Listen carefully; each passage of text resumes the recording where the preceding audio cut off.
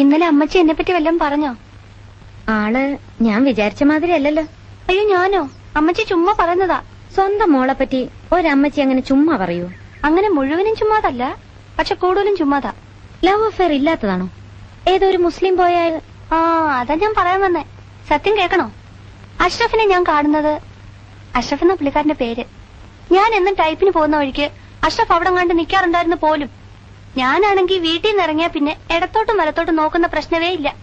വീട് type writing institute, type writing institute വീട്, അങ്ങനെ. ഒരു ദിവസം അഷ്റഫ് എന്നോട് ചോദിക്കുക, ഞാനൊരു സാധനം തന്നാ വാങ്ങിക്കോന്ന്.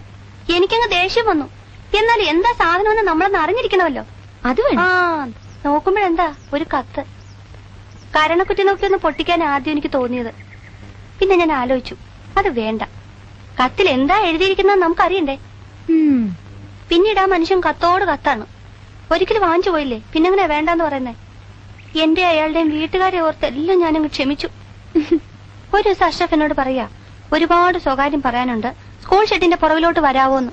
അതാ കുഴപ്പമായ. ഞങ്ങൾ അവിടെ സംസാരിച്ചോണ്ട് നിൽക്കുന്നത് ആരാണ്ടൊക്കെയോ കണ്ടുപോലും. അഷ്റഫ് മുസ്ലിമും ഞാൻ ക്രിസ്ത്യാനിയാണല്ലോ. അതിനുശേഷം ഈ രണ്ട് സമുദായക്കാരും തമ്മിൽ ഇല്ലാത്ത പുകിലൊന്നുമില്ല. അടിപിടിയും ബഹളം ഒന്നും പറയണ്ട, ഞാനിങ്ങ് പോന്നു. കുഞ്ഞു പറ, എന്റെ ഭാഗത്ത് എന്തെങ്കിലും തെറ്റുണ്ടോ? ഏയ് ഒരു തെറ്റുമില്ല. അപ്പൊ ക്ലാര കാരണം നാട്ടിലൊരു സാമുദായിക യുദ്ധം നടക്കുകയാണിപ്പോ അല്ലേ? അത് അവരുടെ ബുദ്ധിമോശം, അല്ലാതെ എന്താ പറയാനാ.